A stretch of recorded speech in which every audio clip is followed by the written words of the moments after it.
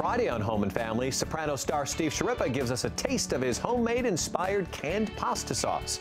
And from Top Chef Duels, Chef C.J. Jacobson makes a delicious grilled pork tenderloin. That's Friday right here on Home and Family. All right, okay, so in less than 2 years' time, more than 15 schools in this country have experienced gun violence, and that's alarming. And I don't want to give any more attention to this because it only builds the hype. I'll just tell you that the tragedies, the schools in the towns like Newtown, Seattle, Nevada, New Mexico, they are some of the more recent school shootings. And again, we don't want to draw any more attention to this because of what that sort of does in this case. But we're going to start talking, open up some dialogue about this, what causes this, the possible solutions to guns in our schools to help open this conversation up, where we've asked Dr. Stephanie Marcy, a trauma psychologist from Children's Hospital Los Angeles, to join us, along with Daniel Nitzel, a middle school teacher from Iowa, and Dr. Stephen Walker, a concerned father from Oklahoma. Welcome to everybody, and Mary Lynn, welcome, and you're sitting in on this, so chime in, please, if you have anything that you want to offer up on this. Dr. Marcy, I want to start with you. We have seen an escalation in this area of one school after another. It seems one town, small town, big town, it doesn't matter. Right. Why are we seeing the rise of this? I think there's a precedent that has been started. It wasn't really on the menu of options so much in the past. There were sort of isolated school shootings back in years before the uprise. But now I think people that are disturbed, maybe that may have chosen to do something else in the face of mental illness or some of the struggles that they have, now have another option. Oh, I can take down some other people with me. I can get some very quick notoriety by doing this. I can make a bigger point. But that's why I chose not to mention too much about this, because of the media. And I sense that, at least my belief of this is, let me ask you, does media play an impact? If so, how big? I think so, because very quickly it's on the news before you can blink. And suddenly there's tons of news footage running of this person and their name, and people are investigating, and they become infamous very quickly. And I think that the degree to which the media shows us things that are going on can be something appealing to somebody who's disturbed. But so what you're saying, it's, you know, because of a lot of these guys don't survive these shootings. Right. They usually go down. You're saying the media attention spurs others on, that gives others that may be watching this, that may have mental health issues, it stirs them up as well? It gives them it gives them an idea. Right. I mean, this may be somebody who quietly did something awful, like committed suicide or something because they were desperate, but in a representation of, oh, this is something that somebody else did, they may choose to do something more public because of that. Right. Well, you mentioned the media. There's also the internet that's out there, and so you have these violent games, and then you have entertainment films and TV and video games that are often very violent as well. So does that play into this as well as the media hype? Well, there's the research on whether media causes people to be violent really isn't quite so conclusive. But as a society, we're being exposed more to violence, and I think we've habituated to it a bit. Sure. On television, on video games, and the internet gives people access to millions of other people. Is there? What do we do? That's where I think where we stand at the crossroads, where we can sit and want to point fingers and say, it's your fault, it's this. But what do we do as parents, concerned citizens, as, you know, fathers? Right. Where's our first step?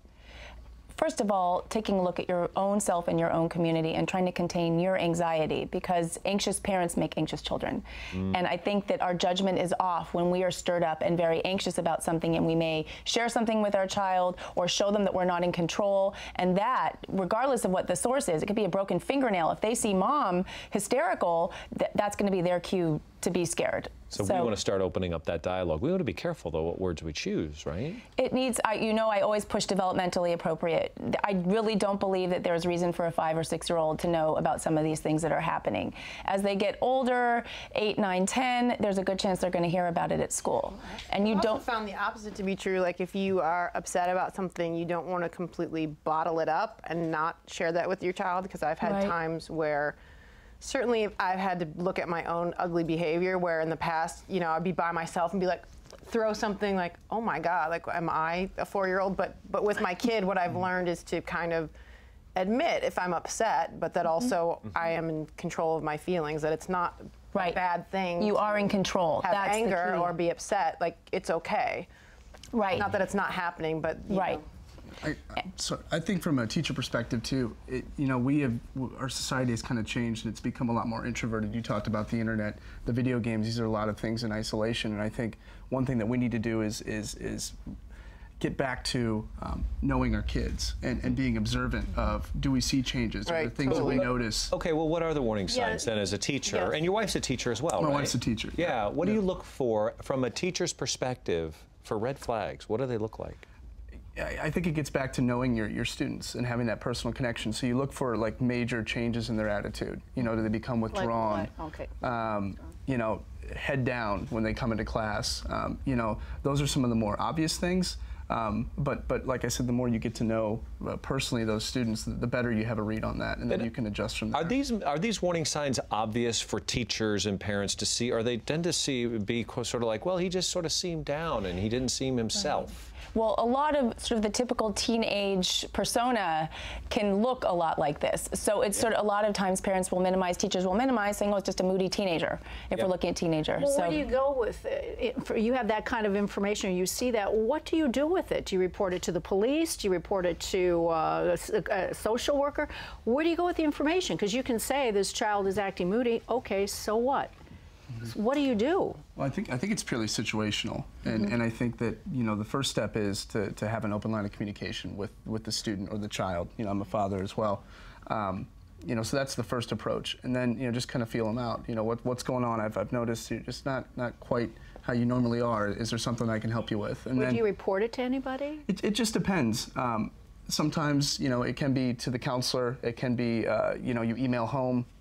You know, I've made phone calls home just to say, this is what I'm observing. You know, are you kind of seeing the same things? Is there something that I should know? You know, just being that open line of communication is very important. Well, we've asked you guys to come on the show to talk with us about how, you know, our schools can be more safe. We want to have our schools that the children go to and what they do in those schools a more protected environment. The threshold for you, Doctor, we'll talk with both of you, but I want to ask you, the threshold for you was when? Well, it was the Sandy Hook Elementary School shooting, and I think it just, as a parent, began to build more and more of just a frustration.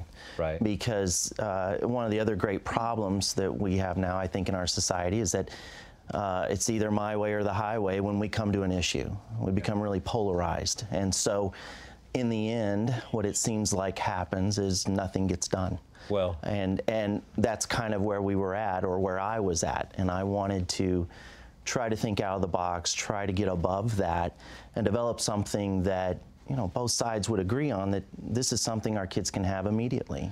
well, this is something that you guys created that could save a lot of children's lives, teachers' lives, and protect our schools. When we come back, we will show you what these inventions are and explore them and see a little bit more about them. Don't go away. We'll be right back.